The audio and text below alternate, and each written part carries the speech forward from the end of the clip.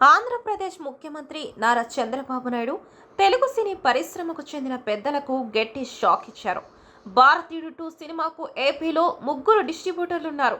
వారిలో ఒకరు దగ్గుబాటి సురేష్ బాబు. ఈ సినిమాకు టికెట్ ధరలు పెంచుకునేందుకు ప్రభుత్వం నుంచి అనుమతి కోరగా తిరస్కరణకు గురైంది. దీంతో సినీ పరిశ్రమకు చెందిన పెద్దలంతా ఆలోచనలో పడ్డారు.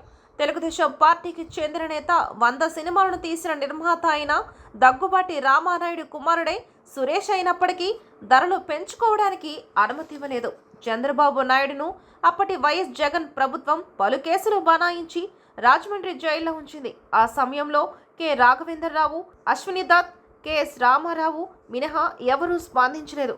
అధికారంలోకి వచ్చిన తర్వాత చంద్రబాబు నాయుడు, లోకేష్ తమకు ఎవరు మద్దతుగా నిలబడ్డారు, ఎవరు తమ మనుషులు కాదు అనే విషయంలో ఒక స్పష్టతకు వచ్చారు. చంద్రబాబు నాయుడు గతంలో ముఖ్యమంత్రిగా పనిచేసిన అన్ని సందర్భాల్లో సినీ పరిశ్రమకు పూర్తి మద్దతునిచ్చారు.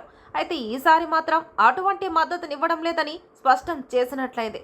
అంటే భవిష్యత్తులో జూనియర్ ఎన్టీఆర్, మహేష్ బాబు, అల్లు అర్జున్, నాగార్జున, వెంకటేష్ లాంటి హీరోల సినిమాలకు టికెట్ ధరలు పెంచుకోవడానికి అనుమతి రాదని అర్థమవుతోంది.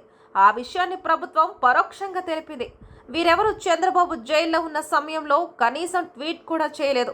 ప్రస్తుతం కల్కికి అనుమతి ఇచ్చారు అంటే అశ్విని దత్ నిర్మాతగా ఉన్నారు కాబట్టి టికెట్ ధరలు పెంచుకోవడానికి అనుమతి వచ్చింది. భవిష్యత్తులో ప్రభాస్తో సినిమా తీసే నిర్మాతలకైనా టికెట్ ధరలు పెంచుకోవడానికి అనుమతి ఇవ్వరు.